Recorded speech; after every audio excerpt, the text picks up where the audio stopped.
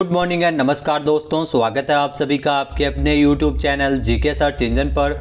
आज है 26 जनवरी और आज है गणतंत्र दिवस। तो आप सभी को गणतंत्र दिवस की हार्दिक शुभकामनाएं। 26 जनवरी से रिलेटेड जितने भी राजस्थान करंट अफेयर्स के क्वेश्चन हैं उन सभी को हम इस वीडियो में डिस्कस करने वाले हैं। तो पूरा वीडियो बहुत ध्यान से देखना और वीडियो के एंड में मैं आपसे एक क्वेश्चन पूछूंगा जिसका आंसर आपको कमेंट बॉक्स में देना है। कल के वीडियो में मैंने आपसे एक क्वेश्चन पूछा था जो था राष्ट्रीय स्तर का काग बापू लोक साहित्य अवार्ड 2023 राजस्थान के किस व्यक्ति को दिया जाएगा। तो ये पुरस्कार डॉक्टर गजादान चारण को दिया जाएगा, यानी कि बी ऑप्शन इसका बिल्कुल सही था। जिन दोस्तों ने बी ऑप्शन कमेंट बॉक्स में सही जवाब दिया था उनको हार्दिक शुभकामनाएं। भारतीय लोक साहित्य परंपरा के प्रबल संवाहक स्मृति विशेष कवि काग बापू की स्मृति में ये राष्ट्रीय स्तर का काग बापू लोक साहित्य अवार्ड 2023 है वो राजस्थानी और हिंदी साहित्यकार डॉक्टर गजादान चारण को मिला है।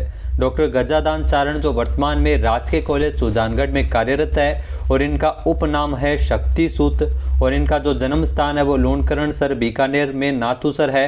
निर्णय समिति के अनुसार जो समन्वय साहित्यकार बलवंत ज्ञानी ने बताया कि डॉक्टर गजादान चारण जो समग्र राजस्थानी लेखक के लिए 23 फरवरी 2023 को कागधाम गुजरात में आयोजित राष्ट्रीय लोक साहित्य उत्सव में संत मोरारी बापू के द्वारा इन्हें पुरस्कार दिया गया है। पुरस्कार स्वरूप डॉक्टर गजादान चारण को श्रीफल, शॉल, सम्मान पत्र और इसके अलावा इनको 51,000 रुपये की नगद राशि दी गई है। तो चलिए स्टार्ट करते हैं आज के करंट अफेयर्स। पहला क्वेश्चन है, हाल ही में राजस्थान कोऑपरेटिव डेयरी फेडरेशन ने गणतंत्र दिवस के अवसर पर राज्य भर से कितने अधिकारियों और कर्मचारियों को एक्सीलेंसी अवार्ड दिए जाने की घोषणा की है। तो राजस्थान के 29 अधिकारियों और कर्मचारियों को एक्सीलेंस अवार्ड है वो देगा राजस्थान कोऑपरेटिव डेयरी फेडरेशन, यानी कि ए ऑप्शन इसका बिल्कुल सही है। आइए जानते हैं इंपॉर्टेंट फैक्ट्स। तो एक ही दिन में रिकॉर्ड 50 लाख लीटर अधिक दूध का संकलन और दुग्ध संकलन में देश भर में 5वें से लेकर तीसरे स्थान पर पहुंच चुका है राजस्थान कोऑपरेटिव डेयरी फेडरेशन, जिनके द्वारा गणतंत्र दिवस के अवसर पर राज्य भर से 29 डेयरी अधिकारियों और कर्मचारियों को एक्सीलेंसी अवार्ड दिए जाने की घोषणा की है।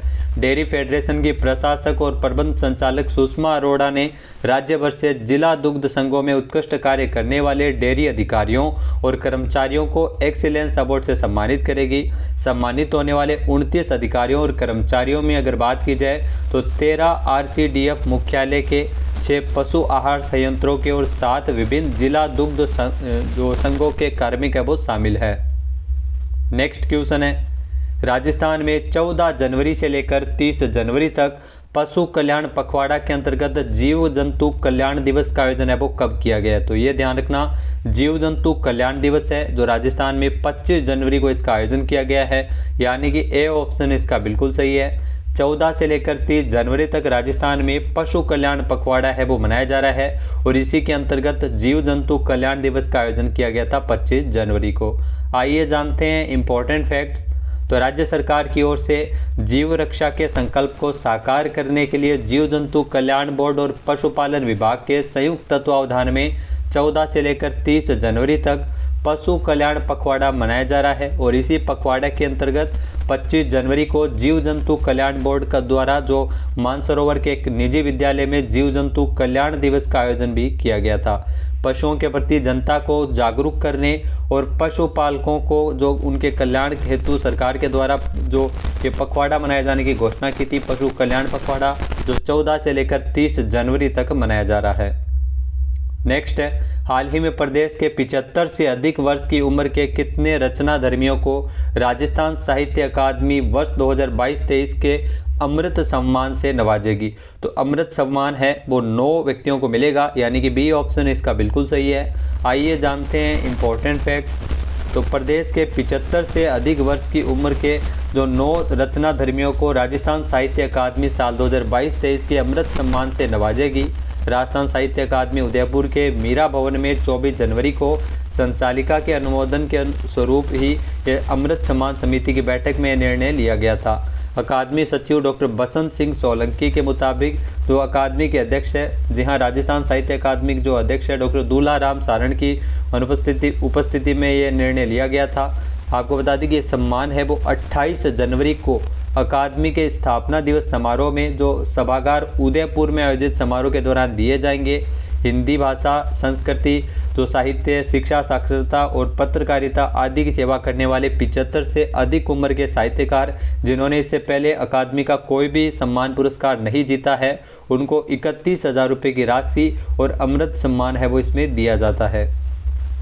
नेक्स्ट है, मुख्यमंत्री अशोक गहलोत ने 24 जनवरी को, जी हाँ 24 जनवरी को सीएम अशोक गहलोत ने जो मुख्यमंत्री निवास से कितने हाईटेक इंटरसेप्टर वाहनों को हरी झंडी दिखाकर रवाना किया है। तो सीएम अशोक गहलोत द्वारा 25 हाईटेक इंटरसेप्टर वाहनों को हरी झंडी दिखाकर रवाना किया गया था, यानी कि ए ऑप्शन इसका बिल्कुल सही है। आइए जानते हैं इंपॉर्टेंट फैक्ट्स। तो राजस्थान के मुख्यमंत्री अशोक गहलोत ने 24 जनवरी को मुख्यमंत्री निवास से 25 हाईटेक इंटरसेप्टर वाहनों को हरी झंडी दिखाकर रवाना किया है। डिजिटल तकनीक से सुसज्जित इंटरसेप्टर वाहन है जो रात्रि में भी गति मापने और वाहन नंबर प्लेट को पढ़ने में सक्षम है। ये वाहन सड़क सुरक्षा में महत्वपूर्ण भूमिका निभाते हुए सड़क दुर्घटनाओं पर भी प्रभावी अंकुश लगाने में कारगर साबित होंगे।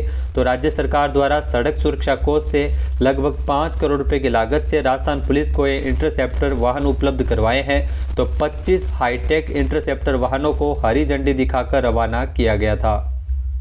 नेक्स्ट क्वेश्चन है, आईआईएम उदयपुर द्वारा राजस्थान सरकार के सहयोग से किस जिले में एक्सपेरिमेंटल लैब स्थापित की जाएगी।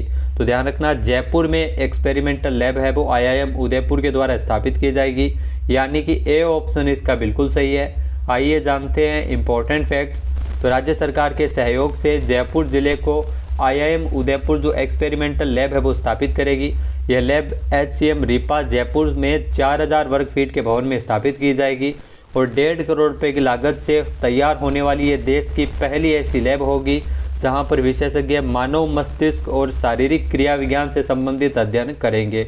आईआईएम उदयपुर जो एक्सपेरिमेंटल लैब का जो इसका मुख्य उद्देश्य है वो लोगों की सोच का पता लगाकर सरकार की जन कल्याणकारी योजनाओं को धरातल पर लाना है। राजस्थान सरकार इस समस्या के समाधान के लिए ये एक्सपेरिमेंटल लैब है वो स्थापित करवा रही है ताकि संबंधित योजना लागू होने के बाद फेल न हो सके। आईआईएम लैब संचालन जो AIMS जोधपुर और IIT जोधपुर के साथ करेगा। जयपुर में आईआईएम उदयपुर जो एक्सपेरिमेंटल लैब का उद्घाटन अप्रैल माह तक किया जाना संभावित है। नेक्स्ट है, राजस्थान में कितने करोड़ रुपए की लागत से ग्रीन एनर्जी कॉरिडोर विकसित किया जाएगा। तो राजस्थान में 1055 करोड़ रुपए की लागत से ग्रीन एनर्जी कॉरिडोर विकसित किया जाएगा, यानी कि सी ऑप्शन इसका बिल्कुल सही है। आइए जानते हैं इंपॉर्टेंट फैक्ट्स। तो राजस्थान में 1055 करोड़ रुपए की लागत से ये ग्रीन एनर्जी कॉरिडोर की स्थापना की जाएगी। जी हाँ, राज्य में ग्रीन एनर्जी कॉरिडोर विकसित करने के लिए ऊर्जा विभाग, राज्य विद्युत प्रसारण निगम और KfW जर्मन बैंक के बीच अनुबंध किया गया था। इसके तहत राज्य में ग्रीन एनर्जी के लिए प्रसारण तंत्र मजबूत किया जाएगा। उदयपुर और हनुमानगढ़ में 400 kV GSS और डूंगरपुर और डालोत में 220 kV GSS विकसित होंगे। इन ग्रिड सब स्टेशन की विद्युत लाइन को भारत सरकार की ग्रीन एनर्जी कॉरिडोर योजना के तहत ही विकसित किया जाएगा। नेक्स्ट है, हाल ही में राजस्थान में गठित होने वाले गाड़िया लोहार कल्याण बोर्ड में अध्यक्ष सहित कुल कितने सदस्य होंगे। तो ये ध्यान रखना, राजस्थान सरकार द्वारा गाड़िया लोहार कल्याण बोर्ड का गठन किया गया और इस बोर्ड में अध्यक्ष सहित टोटल 7 सदस्य होंगे, यानी कि बी ऑप्शन यहाँ पर बिल्कुल सही है। आइए जानते हैं इंपॉर्टेंट फैक्ट्स। तो राजस्थान के मुख्यमंत्री अशोक गहलोत ने राजस्थान में गाड़िया लोहार जनजाति के विकास के लिए बड़ा फैसला लेते हुए गाड़िया लोहार कल्याण बोर्ड के गठन के प्रस्ताव को मंजूरी प्रदान की है। सीएम की ओर से गठित इस बोर्ड में एक अध्यक्ष, एक उपाध्यक्ष और 5 सदस्य सहित टोटल इसमें 7 सदस्य होंगे। साथ ही साथ सामाजिक न्याय एवं अधिकारिता विभाग इस बोर्ड का प्रशासनिक विभाग भी होगा।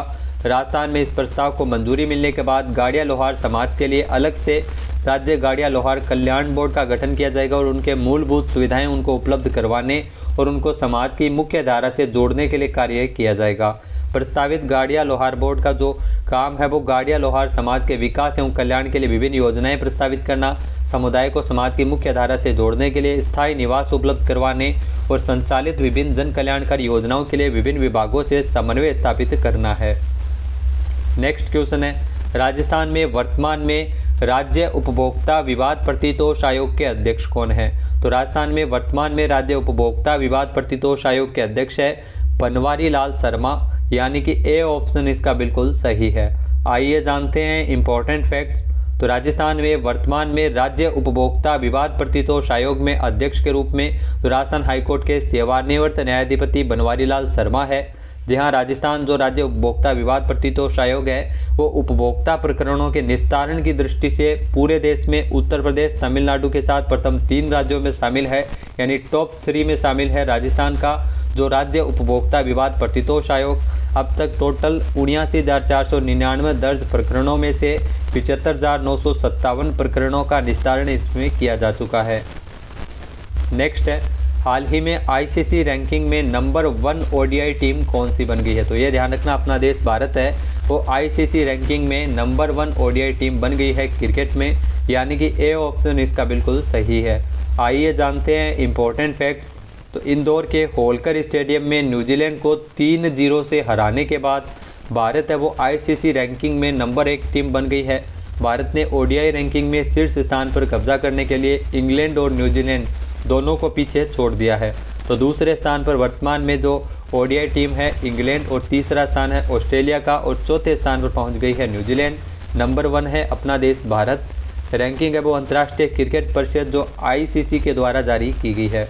आईसीसी का मुख्यालय है वो दुबई में है और आईसीसी के अध्यक्ष है ग्रेग बार्कले। नेक्स्ट क्वेश्चन है, भारत में राष्ट्रीय मतदाता दिवस कब मनाया जाता है? तो ये ध्यान रखना, भारत में हाल ही में राष्ट्रीय मतदाता दिवस है वो 25 जनवरी को मनाया गया है, यानी कि ए ऑप्शन इसका बिल्कुल सही है। आइए जानते हैं इंपॉर्टेंट फैक्ट्स। तो 25 जनवरी को भारत के चुनाव आयोग के स्थापना दिवस के उपलक्ष्य में राष्ट्रीय मतदाता दिवस 2023 है वो मनाया गया है। 2011 से, ध्यान रखना, 2011 से हर साल 25 जनवरी को ही राष्ट्रीय मतदाता दिवस मनाया जाता है। राष्ट्रीय मतदाता दिवस 2023 की जो थीम रखी गई है वो है nothing like voting, I vote for sure. तो इस थीम पर राष्ट्रीय मतदाता दिवस है वो मनाया गया है। भारत के चुनाव आयोग की अगर बात की जाए तो इसकी स्थापना 25 जनवरी 1950 को की गई थी। अब बात कर लेते हैं आज के हमारे क्विज की। तो आज का हमारा क्विज है, राजस्थान पर्यटन विभाग और राजस्थान पोलो क्लब द्वारा आयोजित राजस्थान टूरिज्म पोलो कप टूर्नामेंट किसने जीता है? एक बार फिर से सुनिएगा, राजस्थान टूरिज्म पोलो कप टूर्नामेंट को किसने जीता है? इसका सही आंसर आपको कमेंट बॉक्स में देना है। और अगर ये वीडियो आपको पसंद आए तो इसे लाइक और शेयर करना बिल्कुल न भूलिएगा। साथ ही साथ चैनल पे नए हैं, सब्सक्राइब नहीं किया है तो अभी सब्सक्राइब बटन पे क्लिक करें। इस वीडियो की जो पीडीएफ फाइल है वो आप वीडियो के डिस्क्रिप्शन बॉक्स से डाउनलोड कर सकते हैं और इस क्वेश्चन का आंसर आप वोट करके भी कर सकते हैं। वीडियो देखने के लिए धन्यवाद। जय हिंद, जय भारत, जय राजस्थान।